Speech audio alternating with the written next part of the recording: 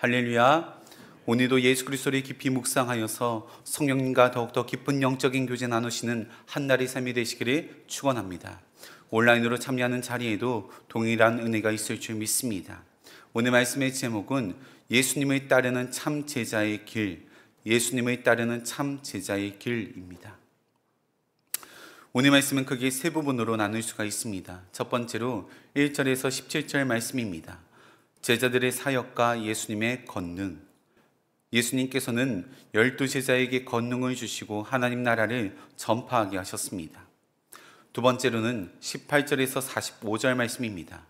예수님의 정체성과 제자도. 베드로는 예수님을 하나님의 그리스도라고 고백하고 예수님은 자신의 고난과 죽음을 예고하십니다. 이를 통해 예수님의 분명한 정체성을 드러내시고 제자도의 삶으로 이끌고 계신 것입니다. 세 번째로는 40절에서 56절 말씀입니다. 하나님 나라의 전파. 제자들은 누가 더 큰 자인지 논쟁하지만 예수님께서는 겸손한 자가 큰 자라 말씀하십니다. 이는 하나님 나라의 원리이며 예수님의 제자들이 하나님 나라의 복음을 전파해야 한다는 것을 분명하게 보여주는 것입니다. 예수님께서는 다음 스텝을 준비하기 위하여서 본격적으로 제자들을 파송하십니다. 그 다음 스텝이란 예수님께서 가야 하실 길, 바로 십자가의 길을 말하는 것입니다. 오늘 본문의 말씀 44절 말씀입니다. 이 말이 너희 귀에 담아두라. 인자가 장차 사람들의 손에 넘겨지리라 하시되. 예수님께서는 십자가에서 고난을 받으실 것이며 죽었다가 3일 만에 다시 살아난다 말씀하십니다. 예수님께서는 대사 큰 일을 준비하고 있는데 제자들은 전혀 이 사실을 눈치채지 못하고 있습니다. 오히려 예수님의 제자들은 부푼 기대감에 잔뜩 들떠 있었습니다. 왜냐하면 예수님께서 제자들을 파송하시면서 사역의 범위가 점점 커지자 예수님을 따르는 무리도 점점 많아졌기 때문입니다. 맹인이 눈을 뜨고 저는 자가 걷게 되고 각종 문둥병과 혈류증이 고침을 받는 것입니다. 놀라운 기적이 계속되자 예수님을 사모하며 따르는 사람들이 기하급수적으로 늘어났고 이제 곧 예수님께서 예루살렘의 왕으로 세워질 것이라 생각하였습니다. 이렇게 예수님께서 이스라엘의 왕으로 세워진다면 예수님의 제자로서 파송받아 밤낮 쉬지 않고 사역을 감당했기에 한 공울에 한 자리씩은 차지할 것이라 생각하였습니다. 그러면서 서로 누가 더 큰 자인지 싸우기 시작한 것입니다. 46절 말씀입니다. 제자 중에서 누가 크냐 하는 변론이 일어나니 그러자 예수님께서는 어린아이 하나를 데리고 오시더니 어린아이와 같은 작은 자가 큰 자라 말씀하십니다. 어린아이의 특징은 세상에 때묻지 않는 순수함과 자신이 높이지 않는 겸손함입니다. 그러니 어린아이와 같이 작은 자라고 하면 겸손한 자를 의미하는 것입니다. 자신이 높이기보다는 낮추고 섬김을 받기보다는 남을 섬기며 세상적인 욕심과 교만을 버린 자입니다. 이러한 삶이 바로 예수님을 따르는 참 제자의 길인 것입니다. 그렇다면 예수님을 따르는 참 제자의 길을 가기 위하여서는 어떻게 살아가야 하는 것인지 오늘 말씀을 통하여서 영적인 교훈을 얻고 기도의 제목을 삼고자 합니다. 첫 번째로는 예수님을 따르는 자는 복음을 전파해야 합니다. 오늘 본문의 말씀 1절과 2절입니다. 예수께서 12제자를 불러 모으사 모든 귀신을 제어하며 병을 고치는 능력과 권위를 주시고 하나님의 나라를 전파하며 앓는 자를 고치게 하려고 내보내시며. 예수님께서는 그동안 12명의 제자들을 훈련시키시다가 이제는 전도 현장으로 파송시키십니다.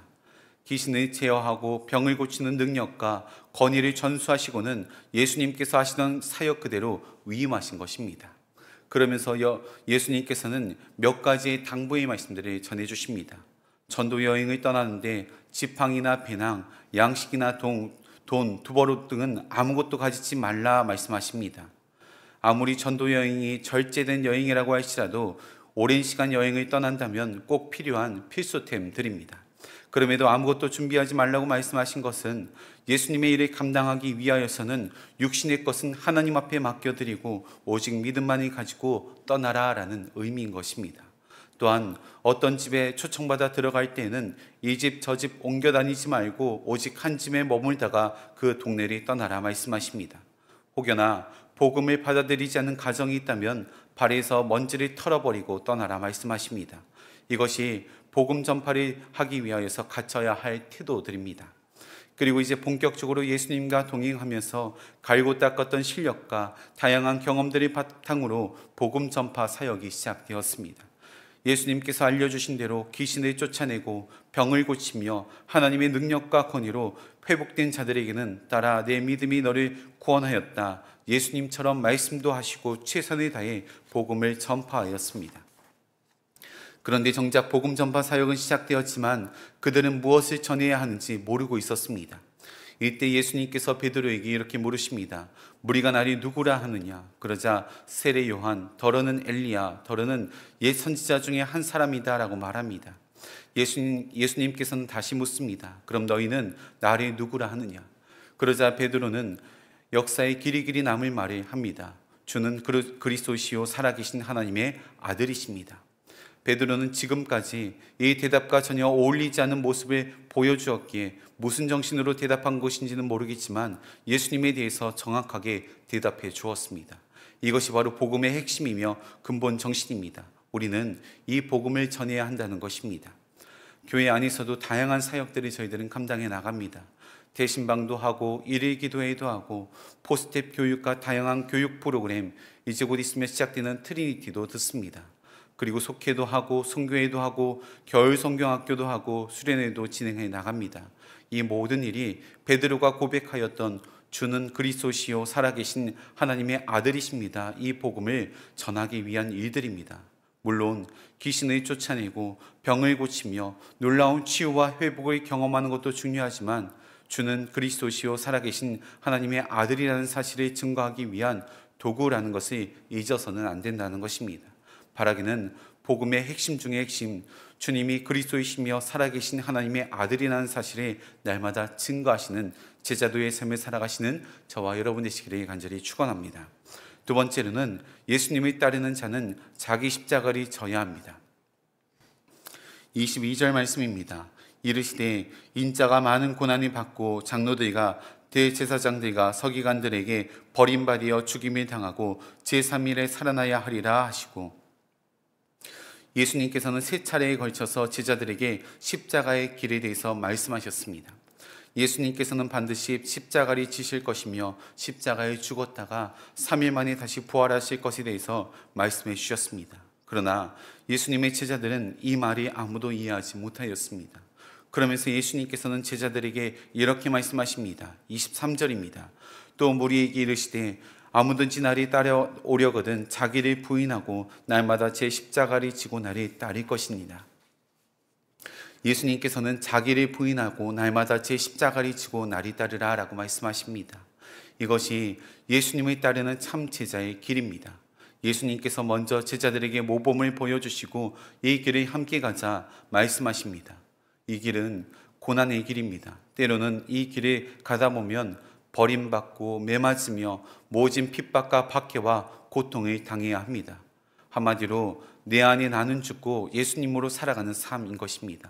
그러면 남는 것은 복음 하나입니다.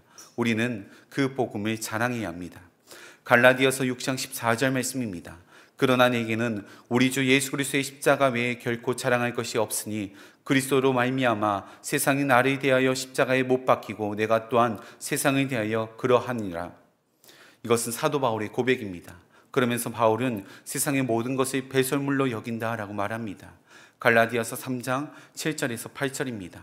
그러나 무엇이든지 내게 유익하던 것을 내가 그리스도를 위하여 다 해로 여길 뿐더러 또한 모든 것을 해로 여김은 내 주 그리스도 예수를 아는 지식이 가장 고상하기 때문이라. 내가 그를 위하여 모든 것을 잃어버리고 배설물로 여김은.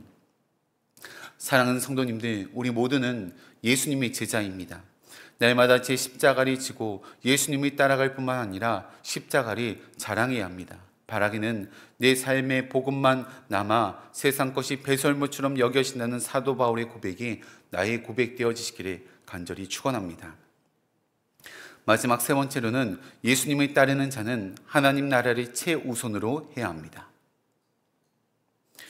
예수님께서는 제자들을 세우고 복음을 전파하게 하시며 십자가의 길을 걷게 하신 것, 하나님 나라를 세우기 위함입니다. 그런데 하나님 나라를 세워간다는 것이 말처럼 쉽지만은 않습니다. 하나님 나라의 영원한 것을 바라보면서 이 땅에 속한 육신은 예수 그리스도를 위해 기꺼이 포기하고 버리는 희생의 삶을 살아가야 합니다. 62절 말씀입니다. 예수께서 이르시되 손에 쟁기를 잡고 뒤를 돌아보는 자는 하나님의 나라에 합당하지 아니하리라 하시니라.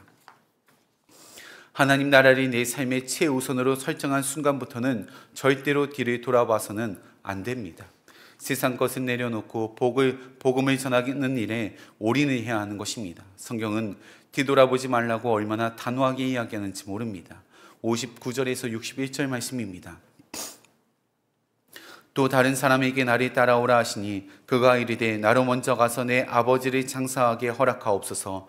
이르시되 죽은 자들로 자기의 죽은 자들을 장사하게 하고 너는 가서 하나님의 나라를 전파하라 하시고, 또 다른 사람이 이르되 주여 내가 주를 따르겠나이다마는 나로 먼저 내 가족을 작별하게 허락하소서. 예수님을 따를 때 아버지의 장례도 지내지 말고 가족과의 작별도 뒤로 하고 하나님 나라를 먼저 전파하라 말하는 것입니다.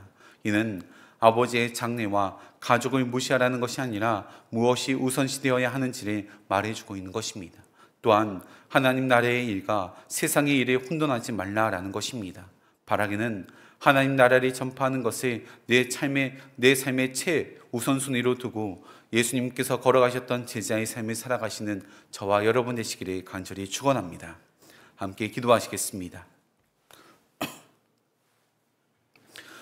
이 땅에 겸손의 왕으로 오신 하나님 아버지, 저희들의 죄를 대속하여 주시기를 위하여서 자기를 낮추시고 몸소 십자가의 길을 걸어가신 예수 그리스도의 은혜에 감사를 드립니다. 예수님께서 걸어가신 믿음의 발자취를 따라서 십자가의 길, 참 제자의 길을 걸어가는 삶 살게 허락하여 주시옵소서. 예수님은 살아계신 하나님의 아들이심을 증거하게 하시며 하나님 나라를 바라보며 지금의 모든 수모와 아픔을 견디는 자 되게 하여 주시옵소서. 이 시간 하나님 앞에 귀한 예물을 담아 마음을 올려드립니다. 이 예물에 담긴 기도의 제목과 간절히 부르시는 눈물의 기도 소리에 응답하여 주시며 하나님 나라를 위하여서 귀하게 쓰임받는 도구 되게 하여 주시옵소서. 내 삶의 왕으로 오신 예수 그리스도의 이름으로 기도하옵나이다. 아멘.